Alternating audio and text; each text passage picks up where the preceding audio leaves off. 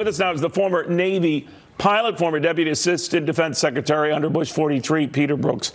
Peter, and I've been sort of scouring the wires here, waiting to see any Iranian response to the president's remarks.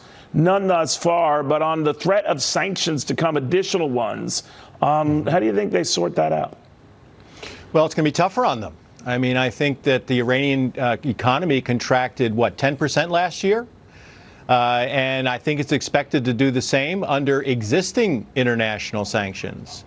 And I think that the additional sanctions on the part of the United States is going to make it even tougher for this regime to meet the basic needs of the Iranian people. But they have an opportunity, as you saw the president say. I mean, people say there's no strategy. The Trump administration has no strategy towards Iran. I don't agree with that at all. It's always been based on diplomacy. We're going to make it tougher on you through maximum pressure until you come to the table to talk about the things that concern us about the Iranian nuclear deal and your international behavior. The Iranians have refused to walk through that door. The president left that door open today in his comments at the White House. So,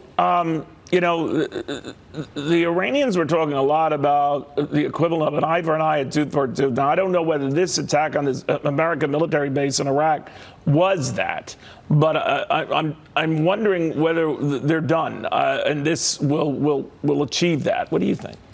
Well, here's how I see it. First of all, I think they made a strategic calculation on this attack last night. Thankfully, no Americans were hurt, no Iraqis were hurt.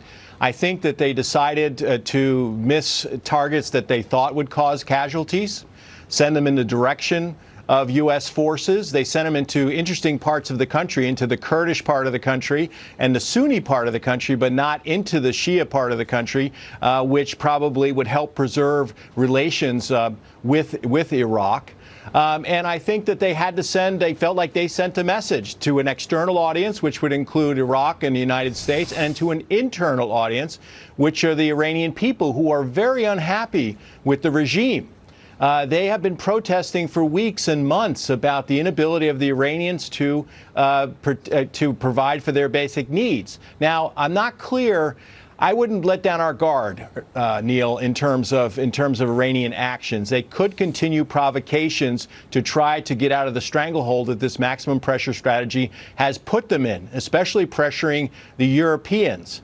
But I also am worried about the fact that Kataib Hezbollah, remember that the leader of Kataib Hezbollah, or KH, Mohandas, was with Soleimani in that airstrike, and they may try to retaliate against U.S. interests in Iraq. So there's a lot of things to worry about, and our intelligence services are certainly, working overtime to make sure that we know if something is going to happen.